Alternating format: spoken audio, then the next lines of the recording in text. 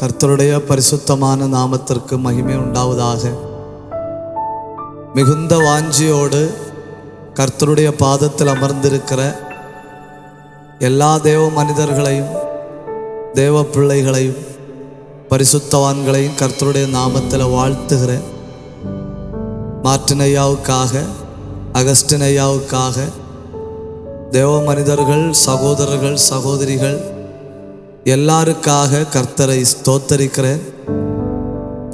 உங்கள் எல்லாரையும் காண்பதும், நாம் எல்லாரும் ஒருமித்து கொஞ்ச நேரம் உன்னதமான தேவனுடைய நல்ல பிரசன்னத்தில் அமர்ந்திருந்து தேவனுடைய நல் வார்த்தைகளை தியானிப்பதும் பரலோகத்தின் ஆண்டவர் வாழ்க்கையில் தந்த ஒரு பெரிய பாக்கியமாக நான் கருதுகிறேன். கர்த்தர் நம் எல்லாரையும் ஆசீர்வதிப்பாராக, நம் எல்லாரோடும் பேசுவாராக என்று நான் ஜெபித்துக் கொள்ளுகிறேன். நாம் தெசலோனிக்கர்கள் நிருபத்திலிருந்து கர்த்தருடைய வார்த்தைகளை தியானித்து கொண்டிருக்கிறோம். இந்த நாளில் 1 தெசலோனிக்கர் 1ஆம் அதிகாரம் அதனுடைய 1வது வசனத்தை வாசிக்கலாம். 1 Thessalonians chapter 1 and verse 1. தெசலோனிக்க சபைக்கு பவுல் நிருபம் எழுதும் பொழுது அங்கே எப்படி ஊழியம் உண்டானது என்பதை நாம் கடந்த வாரத்தில் தியானித்தோம். தெசலோனிக்க சபைக்கு பவுல் நிருபம் எழுதும் பொழுது ஆவியானவர் பவுலை கொண்டு பயன்படுத்துகிற ஒரு வார்த்தை கிறிஸ்துவுக்குள் இருக்கிற சபை. நம்முடைய பிதாவாகிய தேவனுக்குள்ளும் கர்த்தராகிய இயேசு கிறிஸ்துவுக்குள்ளும் இருக்கிற சபை என்று தெசலோனிக்க சபையை குறித்து அல்லது சபையை குறித்து ஆண்டவர் சொல்லுகிறார். நாம மிக விலையேற பெற்ற பொருட்களை மிகவும் பாதுகாப்பான இடத்துல வைத்திருப்போம். விலையேற பெற்ற ஜூவல், விலையேற பெற்ற பொக்கிஷம், இதெல்லாம் நாம் அதற்கு ஏற்ற விலையேற பெற்ற இடத்துல வைத்திருப்போம். மிக விலையேற பெற்ற தேவ சபை, அந்த சபை ஆண்டவர் எங்க வைத்திருக்கிறார்? அந்த சபை ஆண்டவர் தமக்குள் வைத்திருக்கிறார். கொலோசியர் நிருபம் 3ஆம் அதிகாரம் அதனுடைய 3வது வசனத்தை வாசிக்கிற பொழுது அங்கே சொல்லப்பட்டிருக்கிறது, சபை நம்முடைய ஜீவன் கிறிஸ்துவுக்குள் மறைந்திருக்கிறது. நம்முடைய ஜீவனாகிய கிறிஸ்து, நம்முடைய ஜீவன் கிறிஸ்துவுக்குள்ளே மறைந்திருக்கிறது என்று ஆண்டவர் பவுலை கொண்டு கொலோசியருக்கு நிருபம் எழுதும் பொழுது சொல்லுகிறார். ஒவ்வொரு ரட்சிக்கப்பட்ட தேவ பிள்ளை, எவ்ரி சேவ்டு இண்டிவிஜுவல், ஒவ்வொரு ரட்சிக்கப்பட்ட தேவ பிள்ளையும் இருக்கிறது எங்க தெரியுமா? கிறிஸ்துவுக்கு உள். தெசலோனிக்கர் நிருபத்தில் இந்த இன் கிரைஸ்ட், அந்த கிறிஸ்துவுக்குள் என்கிற அந்த வார்த்தை 13 முறை கூறப்பட்டுள்ளது. 1 தெசலோனிக்கர்ல 8 முறையும் 2 தெசலோனிக்கர்ல 5 முறையும், ஆக 13 முறை கிறிஸ்துவுக்குள் என்கிற வார்த்தை சொல்லப்பட்டிருக்கிறது. ஒவ்வொரு ரட்சிக்கப்பட்ட தேவ பிள்ளைகளும் கிறிஸ்துவுக்குள் இருக்கிறார்கள். Search is in Christ. தேவ சபை எங்கு இருக்கிறது? தேவ சபை கிறிஸ்துவுக்குள் இருக்கிறது. இந்த கிறிஸ்துவுக்குள் என்கிற வார்த்தை அது ஒரு ஆழமான வார்த்தை. அது ஒரு ஆழமான அன்பை வெளிப்படுத்துகிற வார்த்தை. சபை கிறிஸ்துவுக்குள் இருக்கிறது என்று சொல்லுவதற்கு காரணம், இன் கிரைஸ்ட் என்று சொல்வதற்கு காரணம், அவர் சபையை அவ்வளவு நேசிக்கிறார். He loves the church so deep.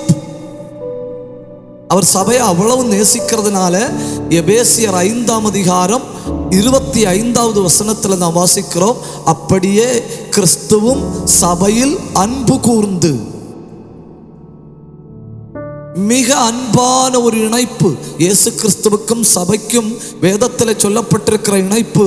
அது மிக அன்பான ஒரு இணைப்பு. அது என்ன இணைப்பு என்றால், வேதம் சொல்லுகிறது இயேசு கிறிஸ்து மணவாளன், சபை மணவாட்டி.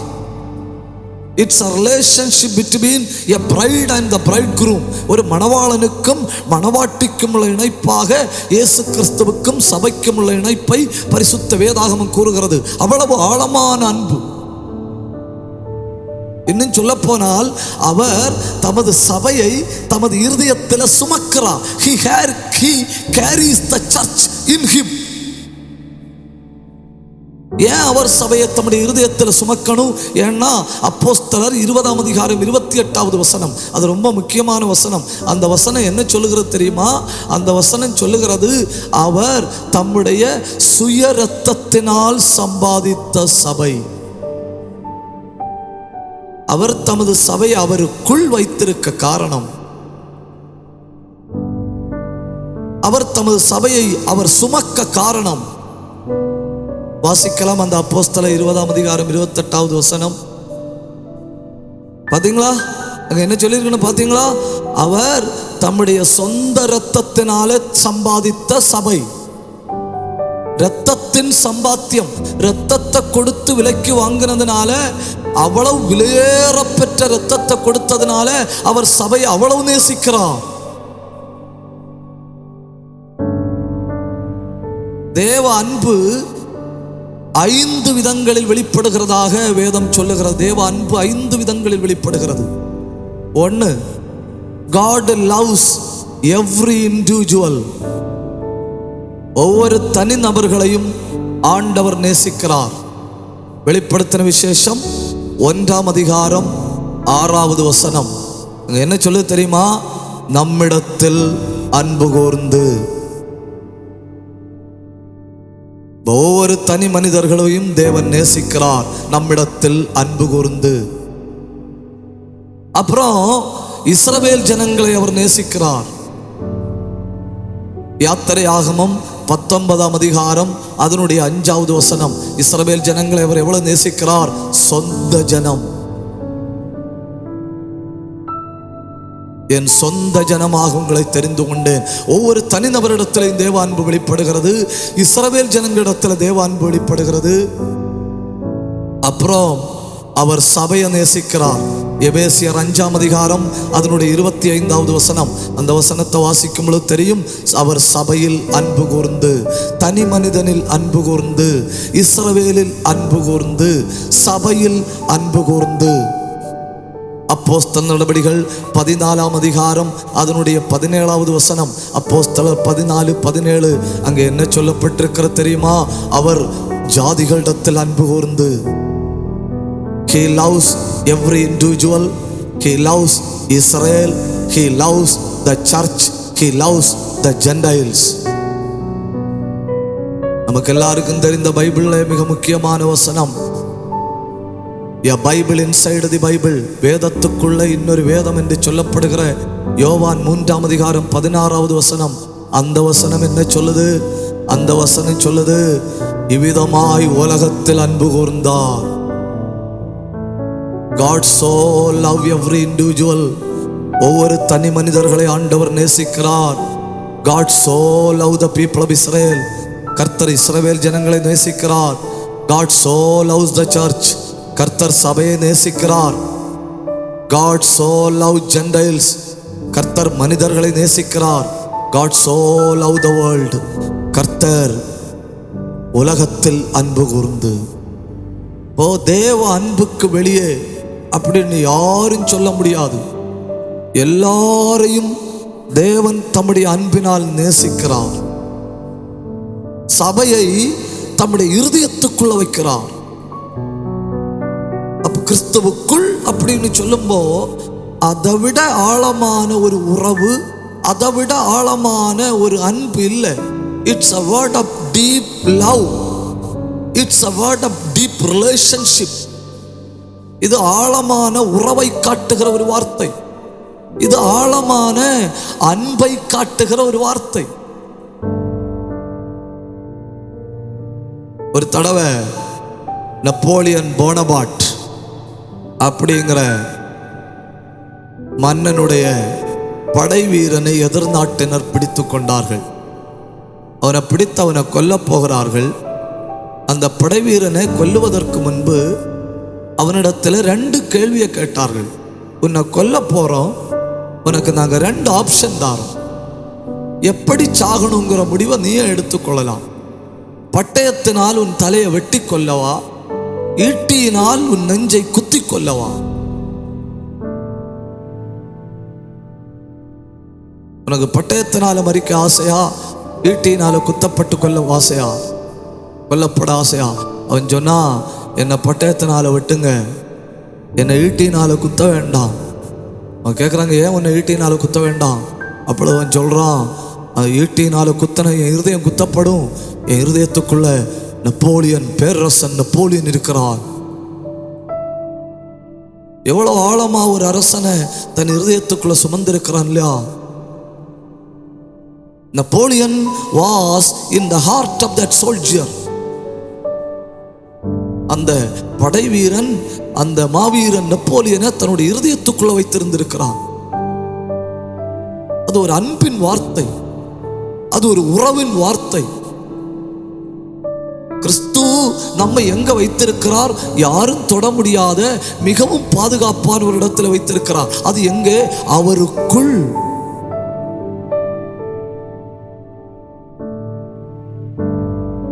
அவருக்குள் நம்மை வைத்திருக்கிறார்.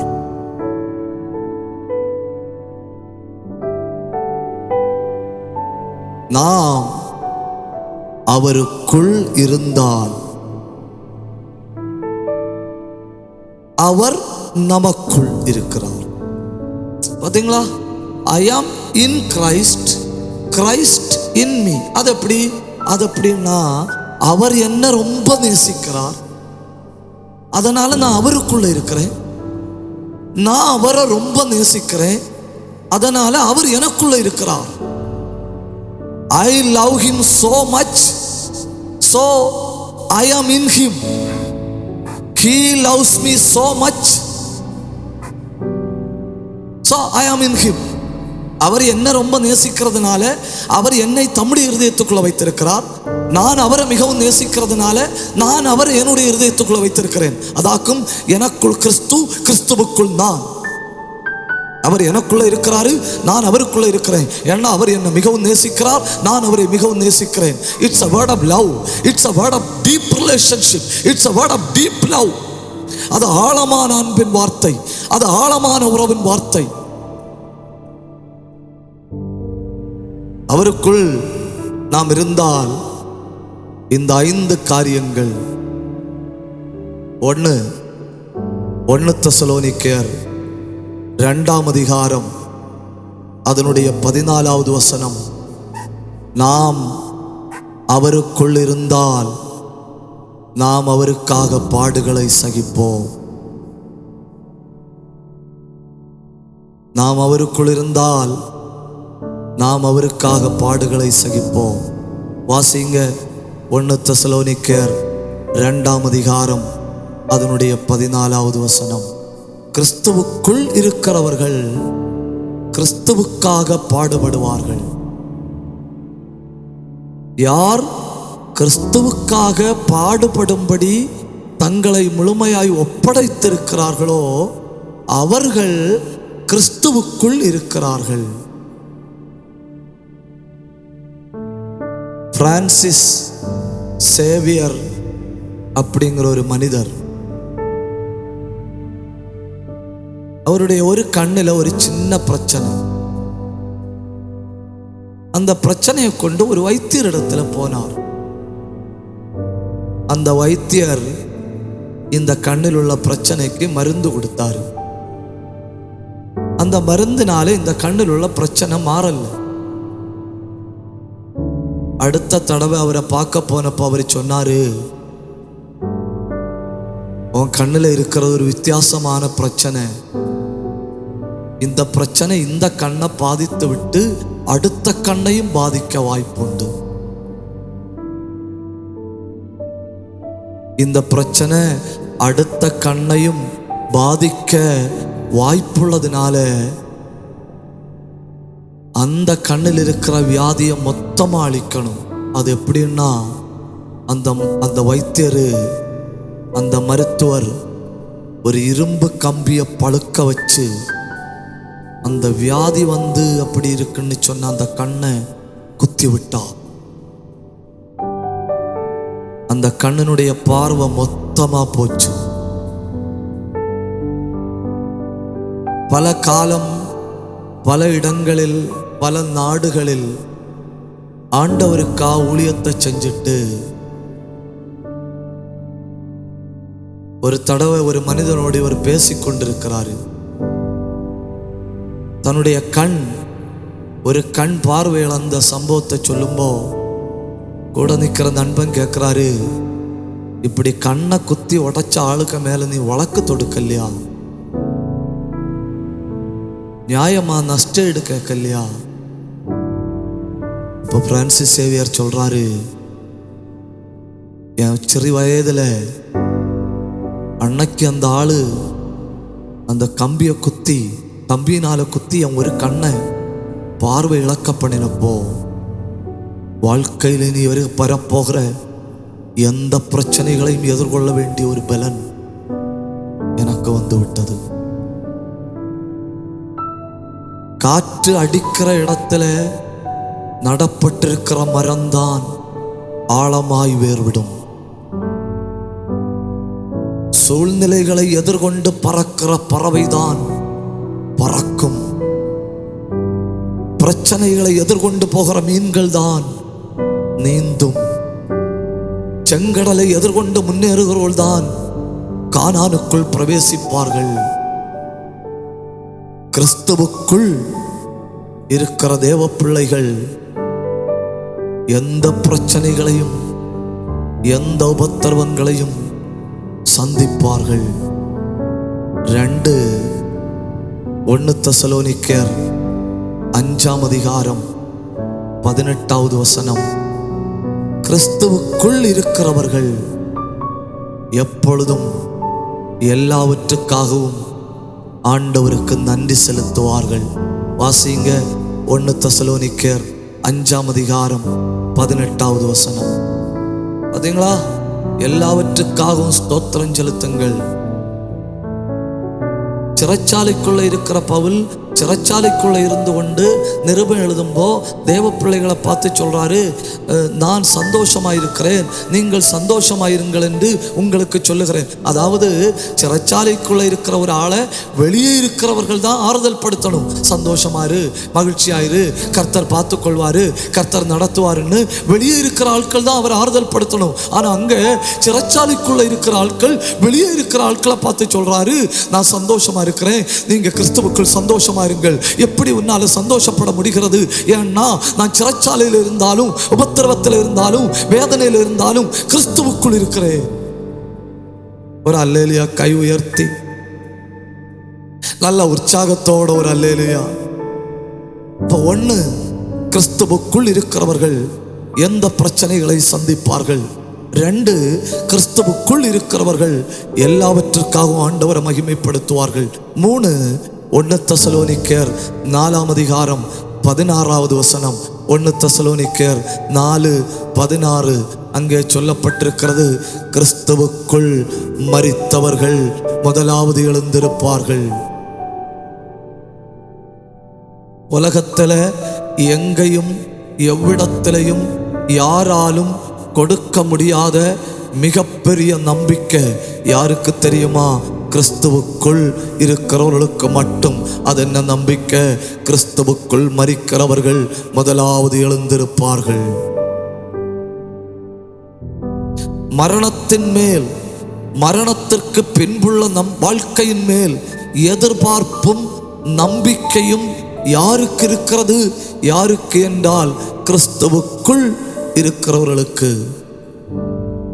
ஒரு ஆயுசில் நமக்குண்டு. அந்த ஒரு ஆயுசில் அவர் நம்மை தம்முடைய இருதயத்தில் வைத்து சுமப்பது போல நாமும் அவரை நம்முடைய இருதயத்தில் வைத்து சுமக்கணும். இப்போ 1, கிறிஸ்துவுக்குள் இருந்தால் பாடுகளில் தைரியம்.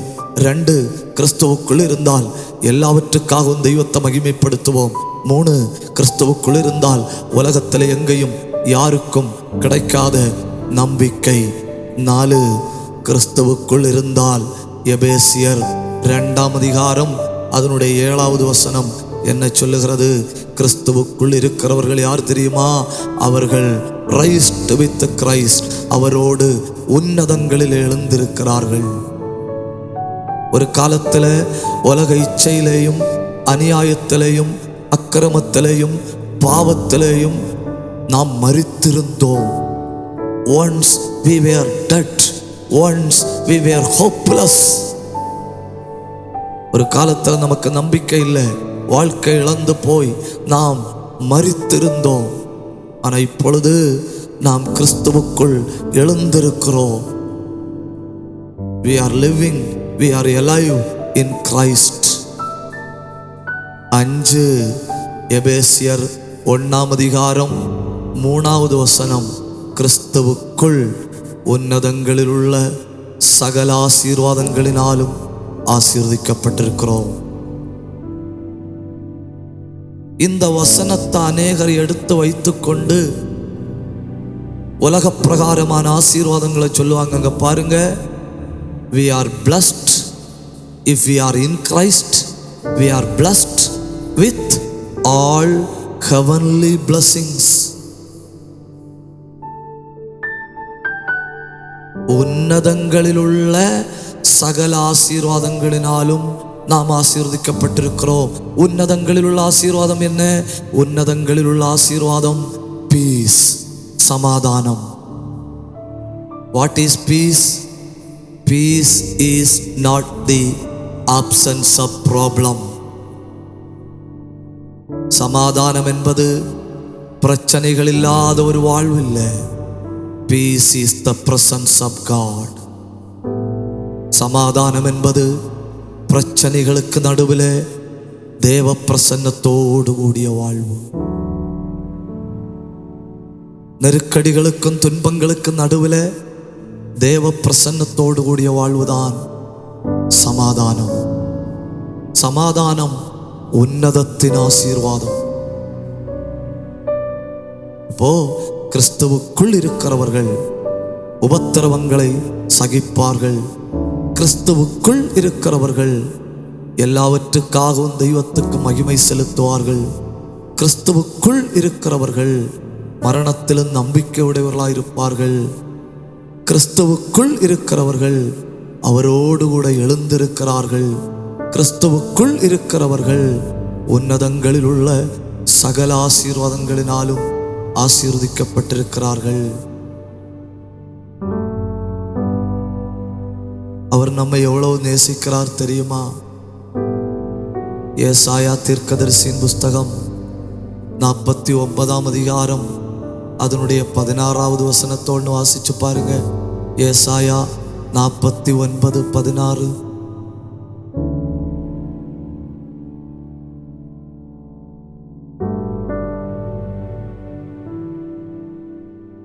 நம்ம ஒரு ஆளை ரொம்ப நேசிச்சா நமக்கு என்ன தோணும்? அவர்கிட்ட எப்பவும் பேசிக்கிட்டே இருக்கணும். நம்ம ஒரு ஆளை ரொம்ப நேசிச்சா நமக்கு என்ன தோணும்? எப்பவும் அந்த ஆளை பார்த்துட்டே இருக்கணும், பார்த்துட்டே இருக்கணும், பேசிக்கிட்டே இருக்கணும். அப்படித்தானே நமக்கு அவர் நம்ம ரொம்ப நேசிக்கிறதுனால அவர் என்ன பண்ணியிருக்கார் தெரியுமா? அவர் நம்மை தம்முடைய உள்ளங்கையில் வரைந்திருக்கிறார்.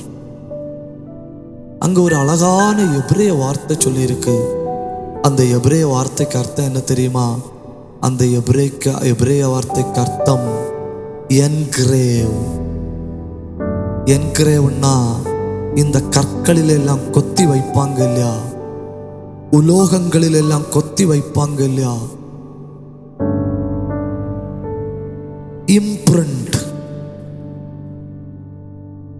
Cut in metal or stone tablet. உலோகத்திலேயும் பாறையிலையும் கொத்தி வைத்தல். அவர் நம்மளை ரொம்ப நேசிக்கிறதுனால அவர் நம்மை தம்முடைய உள்ளங்கையில கொத்தி வைத்திருக்கிறார். எப்பவும் அவருடைய பார்வையில் இருக்கணும் அப்படிங்கிறதற்காக. நாம் அவருக்குள் இருந்தால் we are in Christ. கிறிஸ்து நமக்குள் இருந்தால் Christ in us. அவர் என்னுடையவர், நான் அவருடையவன். அவர் என்னுடையது, நான் அவருடையது. அவர் என்னுடைய பொக்கிஷம். நாம கிறிஸ்துவுக்குள் இருந்தோன்னு வைங்க. நாம கிறிஸ்துவுக்குள் இருந்தா என்ன பண்ணுவோம் தெரியுமா? உலகத்தை அவர் வழியாய் பார்ப்போம். If we are in Christ, we will see the world through him.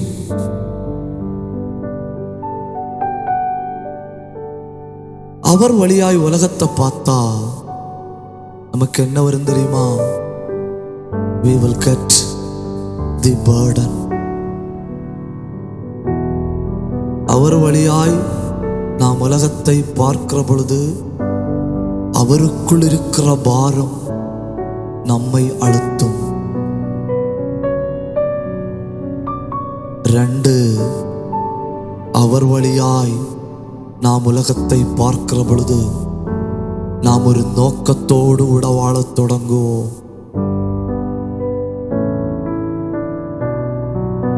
நாம் ஒரு நோக்கத்தோடு கூட வாழத் தொடங்குவோம். 3, அவர் வழியாய் நாம் உலகத்தை பார்க்கிற பொழுது நமக்கு தரிசனம் உண்டாகும்.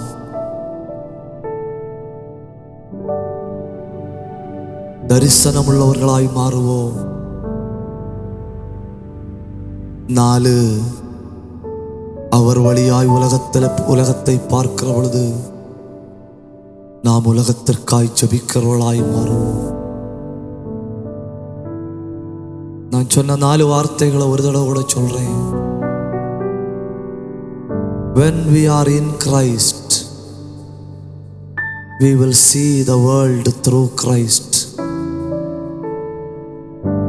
நாம் கிறிஸ்துவுக்குள் இருந்தால் உலகத்தை கிறிஸ்துவின் வழியாய் பார்ப்போம்.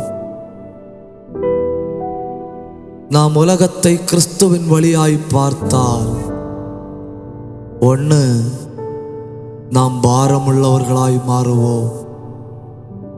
2, நாம் நோக்கமுள்ளவர்களாய் மாறுவோம். 3, நாம் தரிசனம் உள்ளவர்களாய் மாறுவோம். 4, நாம் ஜெபிக்கிறவர்களாய் மாறுவோம். இந்த நாளில் ஆண்டவர் நமக்கு பாரத்தையும் நோக்கத்தையும் தரிசனத்தையும் ஜெப ஆவியையும் தருவாராக. ஒரு தடவை கூட நான் சொல்றேன், இதை கேட்டுக்கொண்டிருக்கிற உங்களுக்கு ஆண்டவர் ஒரு பாரத்தை தருவாராக. இதை கேட்டுக்கொண்டிருக்கிற உங்களுக்கு ஆண்டவர் வாழ்க்கையில் ஒரு நோக்கத்தை தருவாராக. இதை கேட்டுக்கொண்டிருக்கிற உங்களுக்கு ஆண்டவர் ஒரு ஜெப ஆவியை தருவாராக. இதை கேட்டுக்கொண்டிருக்கிற உங்களுக்கு ஆண்டவர் ஒரு தரிசனத்தை தருவாராக. கண்ணை மூடலாமா? விட்டு கொடுத்து தேவ சமூகத்தில் அத்தனை பேரும் ஒரு நிமிஷம் வாயை திறந்து ஜெபிங்க. ஆண்டவரே, என்னை பாரப்படுத்துங்கப்பா, எனக்கு பாரத்தை தாரும் ஆண்டவரே. ஆண்டவரே, எனக்கு வாழ்க்கையில் ஒரு நோக்கத்தை தாரும் ஆண்டவரே. ஆண்டவரே, என் வாழ்க்கையில் உம்முடைய கையை வைத்து ஜெப ஆவியினால் என்னை நிரப்பு ஆண்டவரே. எனக்கு ஒரு தரிசனத்தை தாரும் ஆண்டவரே. சுடாரபாலா சந்தரபலபா ரியாந்தல் கபரபலபரபா ரியாந்தரபலபா. சபை உலகத்தில் இருந்தாலும், சபை பிரச்சனைக்குள்ள இருந்தாலும், சபை இருக்கிறது கிறிஸ்துவுக்குள்ள.